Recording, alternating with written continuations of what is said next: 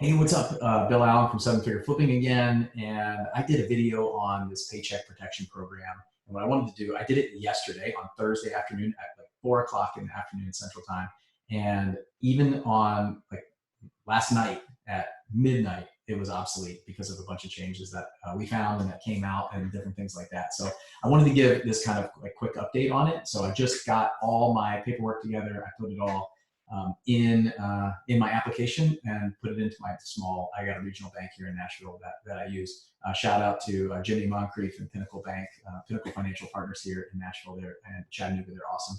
They were on top of it throughout the whole process, all of those things. So they just did a great job, constant communication over the past few days. Amazing spreadsheet that they put together in Excel to kind of knock out all of the items that you need. So I wanted to give just a really quick supplemental to the previous video that I did, because the huge change that that's incorrect in that video is 1099 contractors are not included in your the business owner's PPP application. So the whole structure and mindset behind a wholesaler and flipper setting that up is we work with a lot of 1099 contractors, and the understanding was that they would be included. Well, the SBA came out and said they're not included because they can do their own application for the Paycheck Protection Program.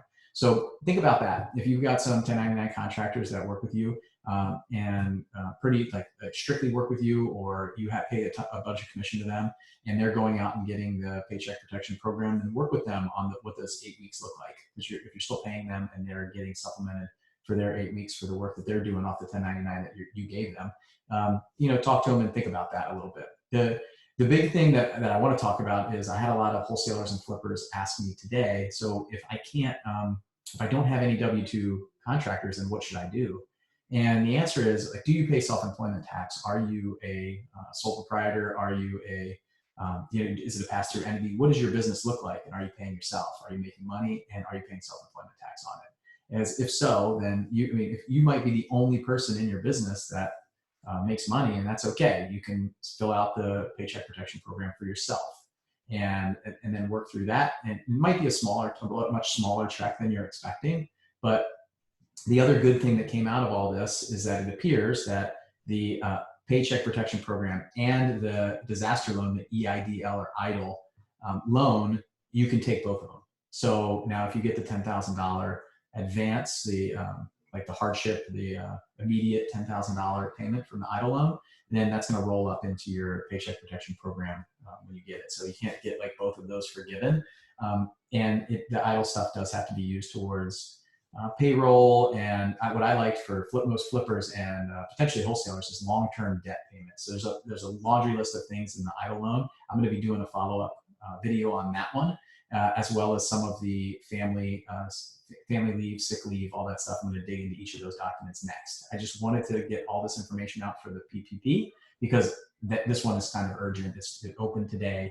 And when this money's gone, it's gone. So I wanted to make sure that I got my application in and I got you guys information. So application was in. I basically took the last 12 months of all W-2 employees, take that, and then you take the last 12 months of payroll. Then you're going to add up the state taxes, and then you're also going to add up any retirement, like employer side of the retirement benefits. And then it also includes a couple other things that we covered on that previous video, like health insurance, things like that. So premiums. We don't provide health insurance in my company. You add all that up, then you subtract the federal side of the taxes. So your Form 941 will be on there.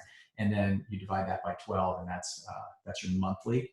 And then you multiply that by 2.5, and that's what goes in. And then you're counting your employees based on the timeline that we talked about on the previous video. So you have two options.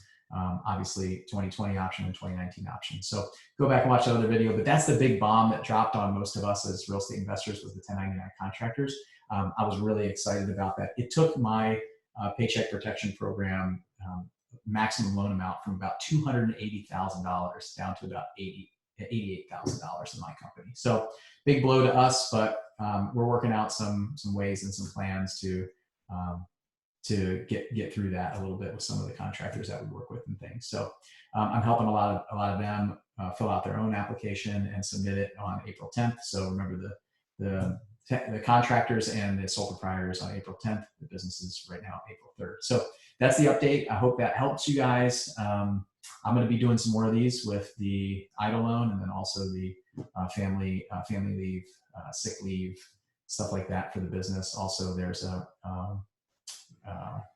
another tax benefit with your employer, like the employee compensation for taxes and stuff like that. So I'm going to go through all of those. I'm going to dig into the core documents and kind of share that stuff with you here. So hopefully this was helpful. And if you need, go back and watch that video, then watch this one. Make sure you watch this one along with that, because there's some misinterpretation on the previous one because of a supplemental that the SBA came out with that basically overlaid the CARES Act, saying it was more restrictive. So I'm a military guy. I'm used to documents and books and things that are all more, you got to know what's more restrictive and less restrictive. And you always have to go with the more restrictive thing. So if you have any questions, ask your banker. They're really trying to push through. One other kind of gotcha there that I'm working on is in one of my businesses, it's a pass-through entity, but I have a bunch of other W-2 employees. So I'm an LLC, but I'm not taxed as an S corporation, but I pay self-employment tax on my income that I pass through myself. So what I asked them was, can I use my income even though I'm not a W-2 employee, but I do pay self-employment tax on it. It's proven in my tax returns and all of those things. So they said, yes, add it in there and we'll push it through to the SBA. So once I go through all this, I know that they're probably going to ask for some more documentation and things, and I'll update you guys with that. But as of now, the documentation that I sent in was payroll reports, the 941 that shows all the payroll taxes, and then my retirement plan, like proof that I made the retirement plan payment. So the employer matches. So I have an employer that matches, my company matches retirement funds. And so we have a safe harbor 401k. So I put in proof of all that. And